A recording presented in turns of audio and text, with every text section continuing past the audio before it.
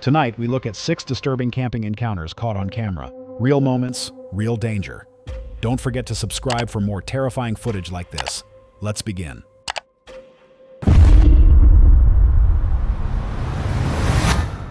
Claire is an experienced solo camper and a single mother who usually shares tranquil outdoor experiences, peaceful walks through the woods, and nights spent beneath the stars. Her videos typically radiate calm energy and breathtaking natural views. But this time, she opted for something different.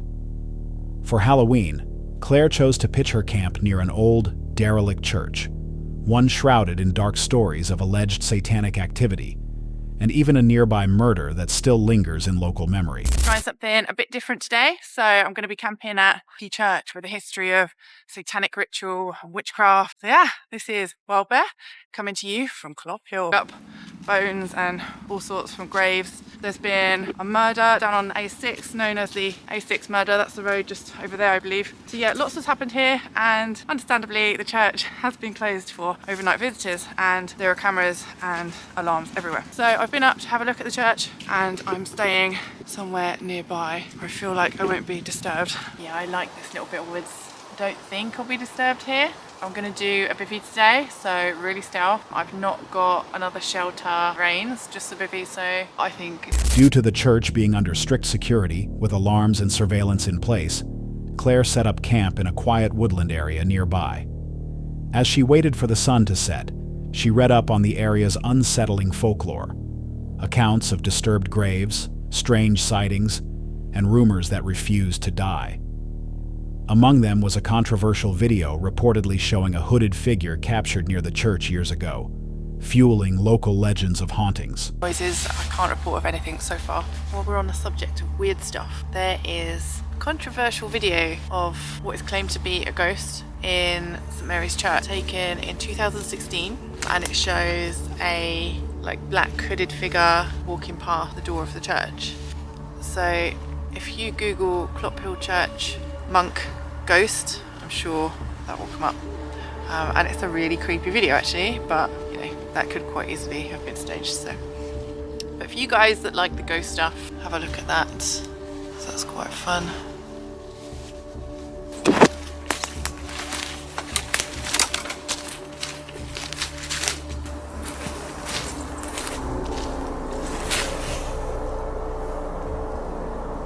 As the night deepened, Claire explored the area and had dinner. She eventually settled into her sleeping setup, hoping for a peaceful night. But as she lay beneath the stars, a new tension crept in.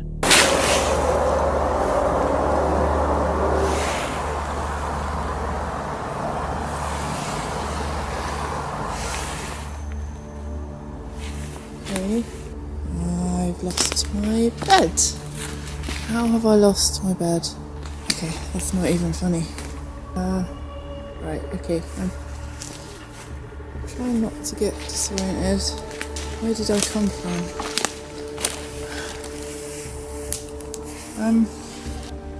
There's the moon. So pretty. Good night, wild ones. See you in the morning.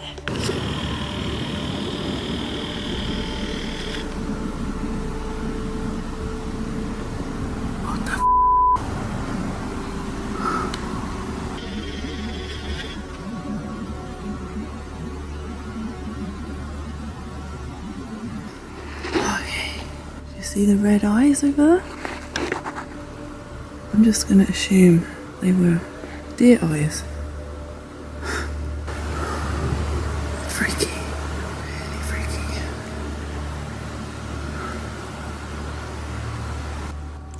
I don't like the red eyes. Odd sounds echoed from the forest, and then, without warning, she spotted what looked like glowing red eyes watching her from the tree line. She tried to brush it off, suggesting it might have been deer reflecting her red headlamp, yet her voice hinted at lingering doubt. I keep telling myself it's just because I had my red light on my head torch, that's why the eyes look red. And if I had the white light on, they would have just been white, because they're just deer eyes. The eyes didn't move, they didn't blink, and for a moment, it felt like someone was watching. It's possible that the eyes were indeed nothing more than wildlife reflecting light. But Claire's discomfort, combined with the site's grim history, adds a layer of psychological unease. Even seasoned campers aren't immune to how environments steeped in folklore can warp perception. Was it just a trick of the light and nerves playing games? Or did Claire come closer to something unexplainable than she realized? Let us know what you think those eyes belong to, and if you would have stayed the night. Hold on a sec. If you're enjoying this so far, make sure to hit that subscribe button. Let's continue.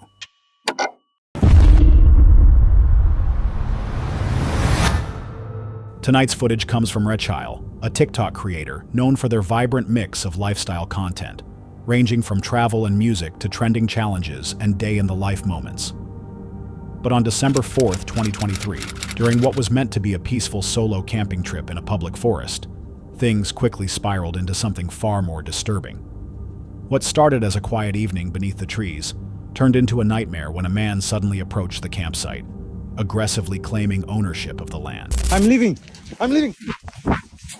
I wanted to camp in a forest, but a crazy guy is trying to burn my tent.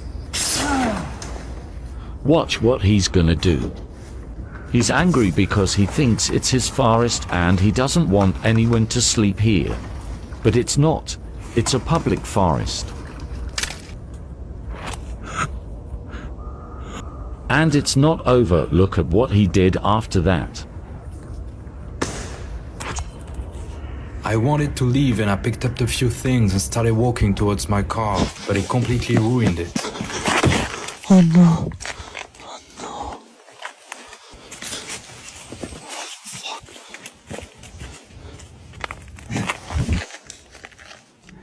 Hey, please, I'm leaving! I'm leaving! According to Rechile, the forest was public, but the stranger insisted otherwise, and made it clear no one was welcome there. The situation escalated fast. The man became hostile, and shockingly began pouring gasoline on the tent while threatening to light it on fire unless Rechile packed up and left immediately. Fearing for their safety, the camper quickly gathered a few belongings and made a run for the car, only to discover it had already been vandalized, likely by the same man. Things didn't stop there. The stranger reportedly chased Rechile through the woods, swinging a bat and shouting. Fortunately, the camper managed to escape without injury, but the experience left a deep mark and a chilling reminder of just how vulnerable solo travelers can be. It's unclear whether the man was dealing with a mental health crisis, intoxicated, or something else entirely. What is clear is how quickly things escalated from verbal confrontation to full-on physical threat. It highlights the unpredictable nature of public spaces, and how even experienced solo campers can be caught off guard. What would you have done in this situation? Would you stand your ground, or run the moment things felt off? Let us know in the comments, and think twice the next time you camp alone in unfamiliar woods. This footage comes from a YouTube channel focused on rural life, covering everything from hunting and wildlife encounters to managing private land and improving property security. On September 27, 2021, during a solo bow hunting trip on his own land, the property owner experienced something that every hunter dreads: a gunshot nearby, coming from deep within what should have been undisturbed woods. Startled but composed, the landowner grabbed his gear and carefully investigated the source of the shot. He soon spotted a young man armed with a rifle moving through the forest.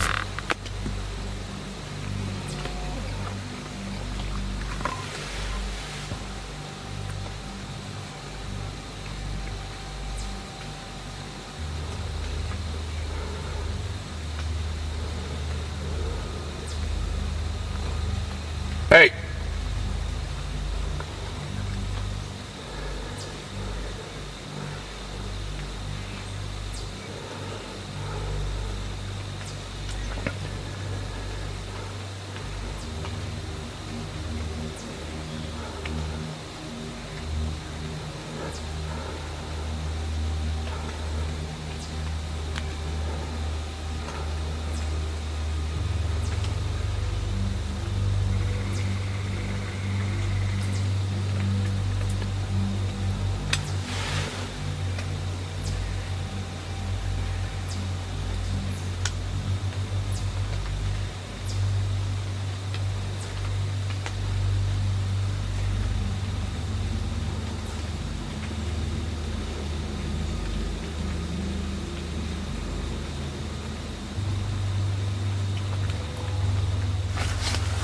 Watching from a distance, he chose to approach calmly rather than escalate.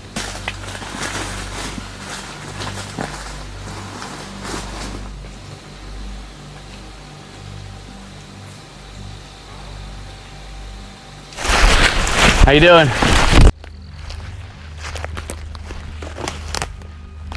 You a neighbor down here? I said, are you a neighbor down here? You live up this road? Yes, sir. Okay. Yes, sir. Yeah, I own all through down here. I actually don't mind people crossing through here out of hunting season. It looks like you're probably doing some squirrel hunting. Oh, no, I didn't honestly. Oh, yeah? Is Okay. it? Yeah, it's in. It's in. But yeah, I do a lot. I basically bought this property to deer hunt, and it's the first day of deer season. So I'm down there bow hunting. I heard the rifle go off down there a little ways. I had a group of deer in here, and as soon as that gun went off, they were gone. My bad, man. I didn't know. Yeah. But yeah, I own from the pipeline all the way down to just about a little further past where you were as far as you can see. You bought all Kevin's property. Yeah. Yeah. Heck yeah. There's some big deer in here. Yep. My bad, man. I didn't know. All right. Yeah, I appreciate it. From now all the way through pretty much about the end of, what would it be, February. We'll be down here hunting pretty hard. That's when deer season pretty much goes out. Like I say, I know you guys walk along through the creek here, and I don't mind through the summer and stuff like that. But yeah, during hunting. If I had known deer season was in, I wouldn't even been walking through here. Yeah. You man, that's my bad. I appreciate that. Yeah, like I say, yeah, we'll be hunting pretty heavy through. That's the reason I bought this property, just for straight for deer hunting. There's So. some monsters in here, man. Yep. I've Yep. been hunting one for about 3 years now. Pretty big. Yeah. All right, cool. Yeah, if you want to just finish your way down through there, I imagine, and then, like I say, when you come back, if you don't mind just taking the road back. All right, man. I appreciate it. Take her easy. Maybe Jason, by the way. Yeah, I'm Joe. All right, man. Have a good one.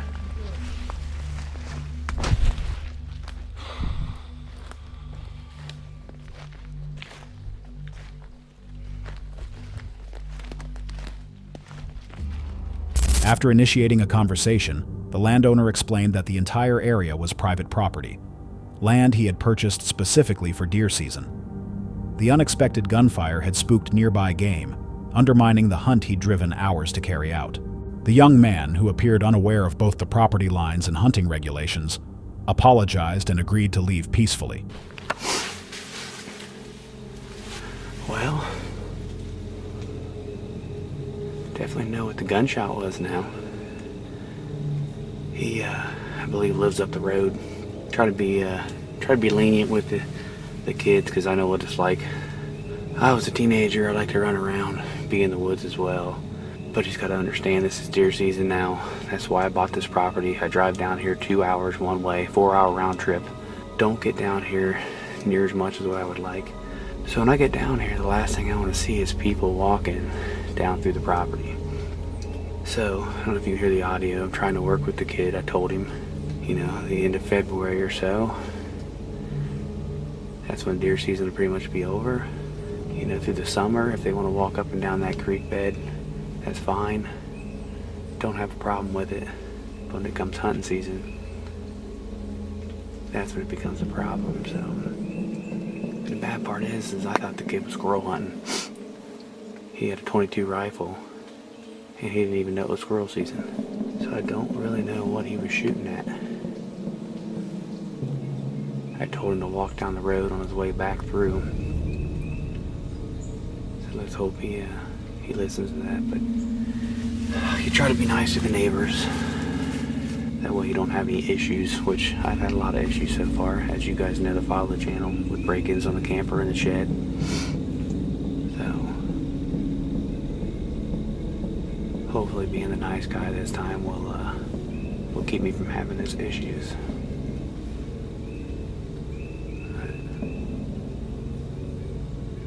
And the bad part is, if the kid walked from where I thought he did, he had to walk right by the camper and my truck and trailer and see it all right there. In my thought, I would have turned and went the other way, but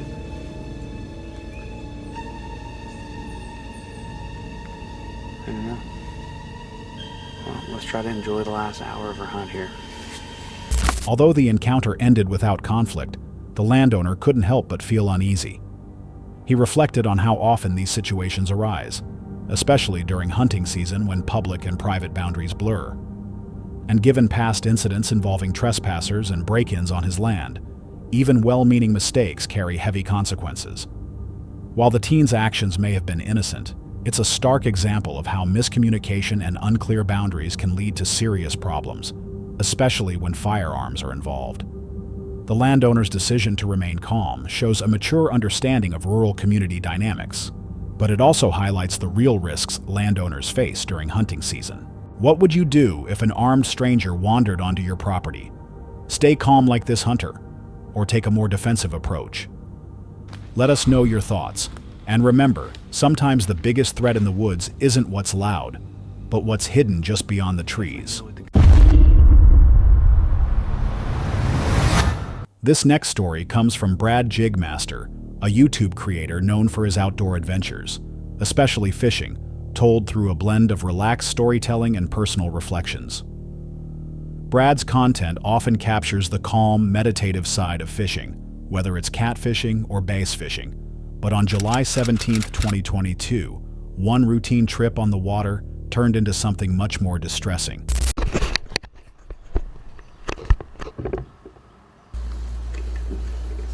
I never knew today would be one of those days, but it was going to be one of those days. Old B-Red didn't know he was going to be in for a big surprise. Looking back at it now, I guess I was put there for a reason. Everything started going bad. I was going to do some catfishing, but my throw net got stuck in the water. There goes $20. I'm getting another one. It's cool. So I figured I'd do a little bass fishing. You know, get my feet wet. You see my little feet now, they dangling. But anyhow, stay in the video, watch a little bit with me, and I'll narrate a little bit more later. Let's do a little fast forwarding, shall we?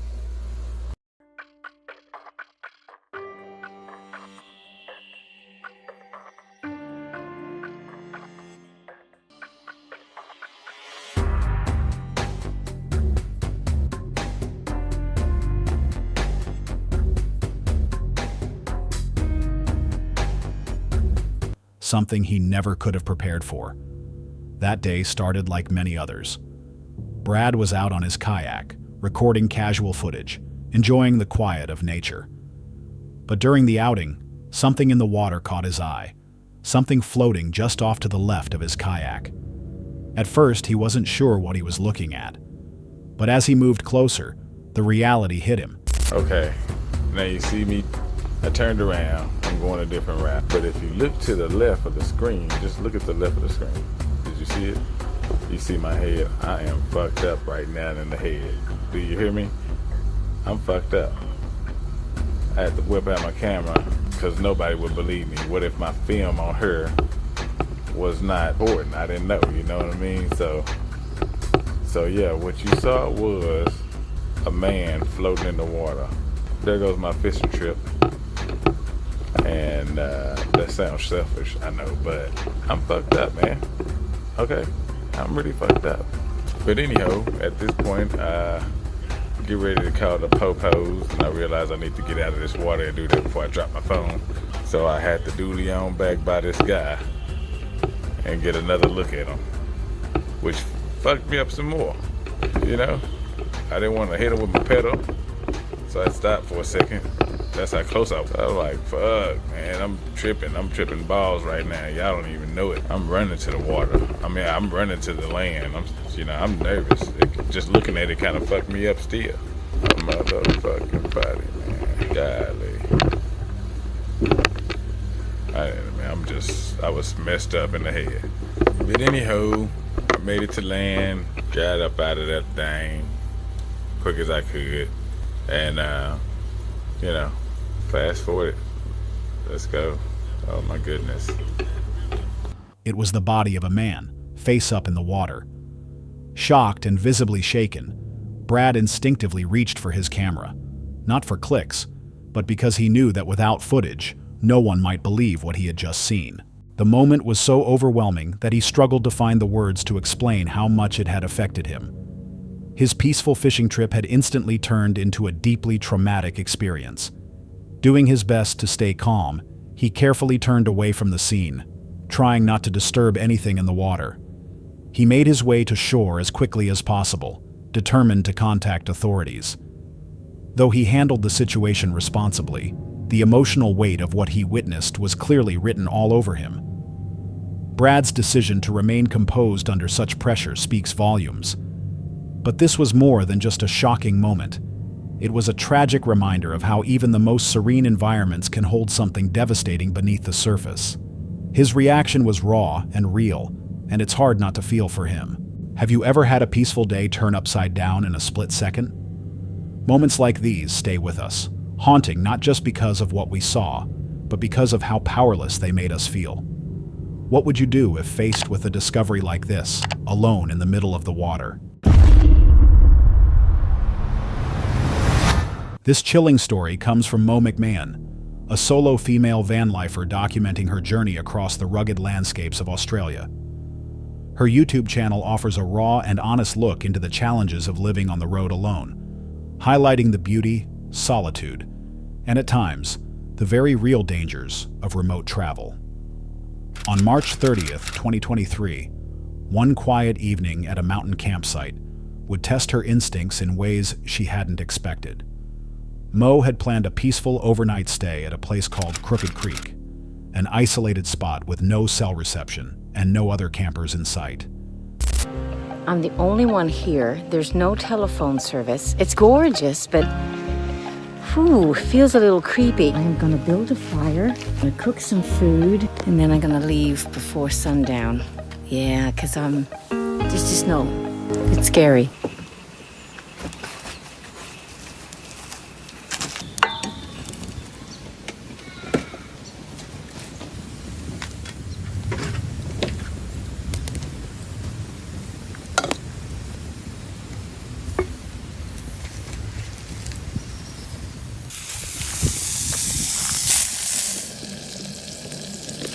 Alright, we're not alone now.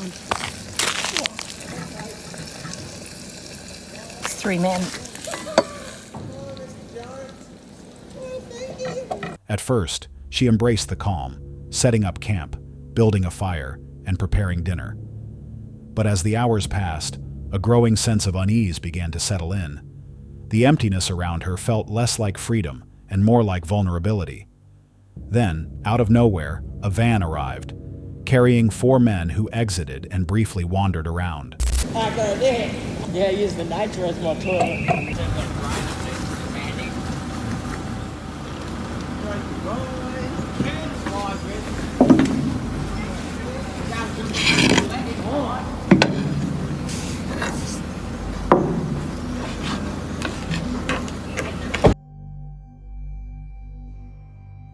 I'm leaving. After my lunch.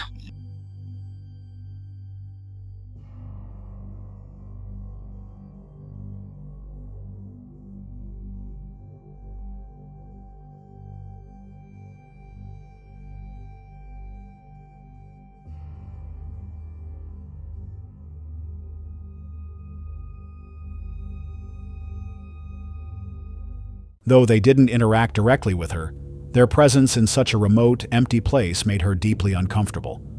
After about 15 tense minutes, the group left. Still, the sense of danger didn't. Mo quickly wrapped up her meal, packed her gear, and left before the sun went down, choosing caution over comfort. Mo's choice to keep her camera rolling and listen to her instincts shows just how important it is to remain alert while traveling alone. Even without a direct threat, the feeling of being exposed, far from help and surrounded by strangers, can be terrifying. And in situations like this, it's better to act on a hunch than ignore it. What would you have done in Mo's place? Stayed the night, or trusted your gut and left?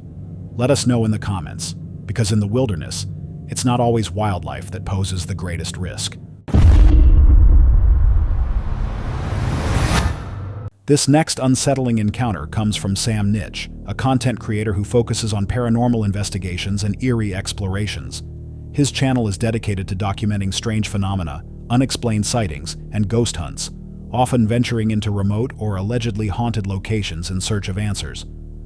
On November 21st, 2017, What began as a casual day trip into the woods unexpectedly turned into something far more alarming. Sam and his companion entered the forest with light-hearted intentions, laughing and joking as they walked. Alright guys, remember our last video when we was in the caravan? I did say to you we was going to go down to the woods, and today it's a little bit raining at the moment, so what we're going to do, we're going to show you the woods for the moment. It's quite spooky to be fair. Look at it, little gap, I like little gaps. And until we get down here, but we're going to take you over here. The old Victorian wall. There's walls all overgrown and all that. Oh shit! Oh man! Oh. Right guys, this is the woods where we're going to come to. We're going to make our way down to the bottom because there's a path one that. Do a little bit of joke fun.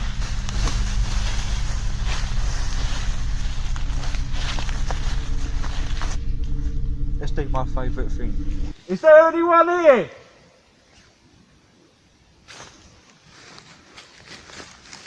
Wait, no fucking hell. Did you see that? You see, there's someone in yellow, all in yellow, covered with a shovel, with a spade man. Let's find out.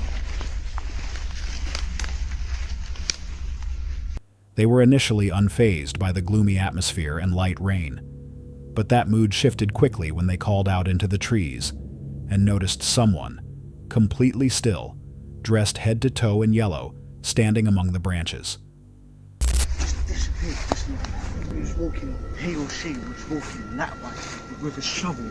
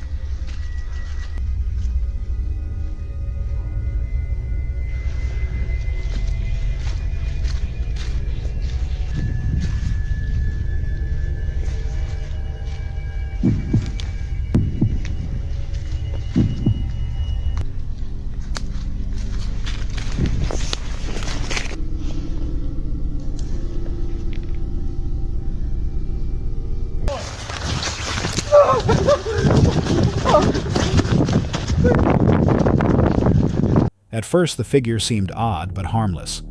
The two poked fun, even tossing twigs and trying to get a reaction from behind cover. But that playful tone changed the moment the person suddenly moved, charging at them with unexpected speed.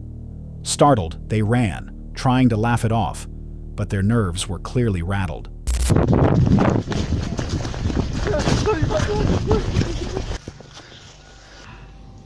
Right guys, seriously, I'm out of fucking breath now. So I'm gonna make our way back. Hopefully we don't get chased by that fucking whoever it was. I don't know how to explain it. This is fucked up, man. We're the only ones in the woods as well, so I'm not gonna do that again. No way. No fucking way.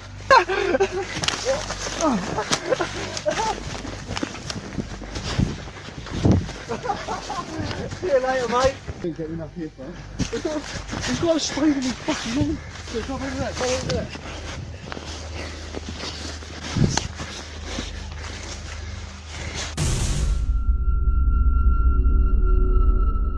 Just as they began to calm down, thinking the scare was over, the same individual appeared again, this time sprinting after them once more.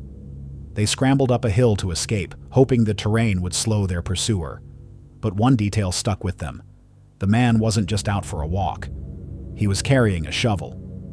It's one thing to be startled in the woods. It's another to be chased by someone wielding a shovel. If this had been a prank or a misunderstanding, most people would have simply shouted or walked away. But the fact that this man reappeared and charged a second time raises questions about his intentions. Was he protecting something? Hiding something? Or was this a random, terrifying coincidence? What would you have done in their place? Kept filming? Stood your ground? Or run like they did? Let us know your thoughts, because sometimes the scariest things you'll find in the forest aren't spirits, but strangers. That's all for tonight's video. Which encounter gave you chills? Let us know in the comments below. Got your own experience? We want to hear it. And whatever you do, don't miss what's coming next.